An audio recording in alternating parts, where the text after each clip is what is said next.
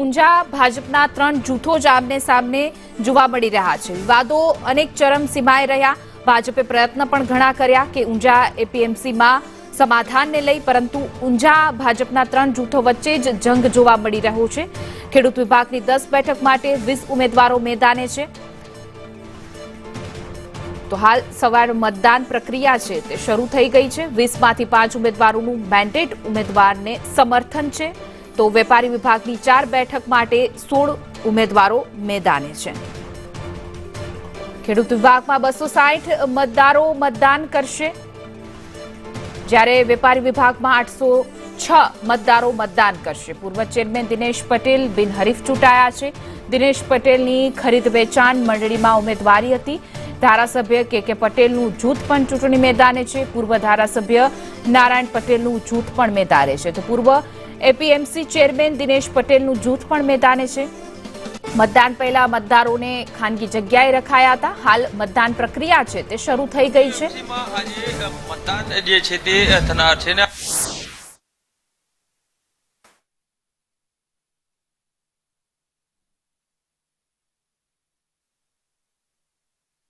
ઊંઝા એપીએમસીમાં આજે મતદાન જે છે તે થનાર છે ને આ ચૂંટણીમાં ત્રિપાખીયો જંગ જે છે તે થઈ રહ્યો છે।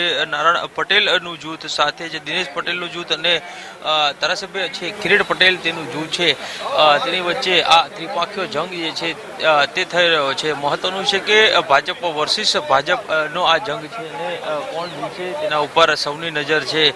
મતદારો છે તેને સેફ જગ્યાએ ખસેડવામાં આવ્યા છે ને અહીંયા લાવવામાં આવશે। ત્યારબાદ અલગ અલગ જૂથો છે તે મુજબ મતદાન પ્રક્રિયા જે છે તે થશે। હાલ અહીં જે મતદારો હાજર છે તે મતદાન માટે થઈને અહીં પહોંચ્યા છે। વેપારી વિભાગની વાત કરીએ તો 4 બેઠક માટે થઈ અને 16 ઉમેદવાર છે। તો ખેડૂત વિભાગની વાત કરીએ તો ત્યાં 10 બેઠક માટે પહેલા 20 ઉમેદવાર હતા અને તેમાંથી 5 ઉમેદવારો છે તેને સમર્થન છે તે જાહેર કર્યું હતું અને હવે 15 મતદારો છે, કેટલાક ઉમેદવારો છે તેની સાથે વાત કરીશું।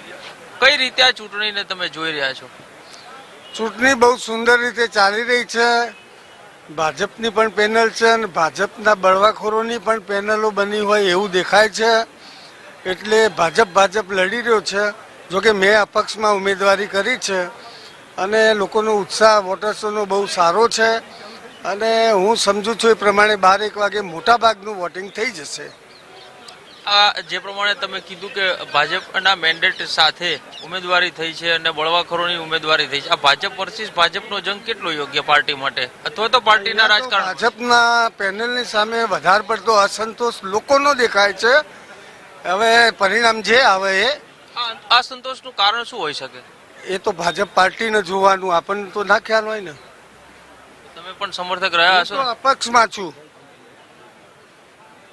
તો જે પ્રમાણે ઉમેદવાર છે તે કહી રહ્યા છે કે ભાજપ વર્સિસ ભાજપના જે બળવાખોરો છે તેનું જૂથ જે છે તે સક્રિય છે ને તે લોકો વચ્ચે આ ચૂંટણી જંગ છે તે જામ્યો છે।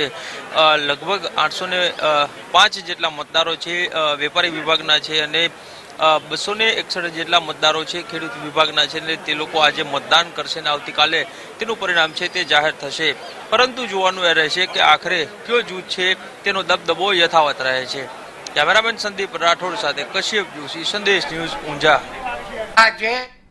તો હાલ બુલેટિનમાં આટલું જ, પણ સમાચારોનો દોર યથાવત રહેશે। આપ જોતા રહો સંદેશ ન્યૂઝ।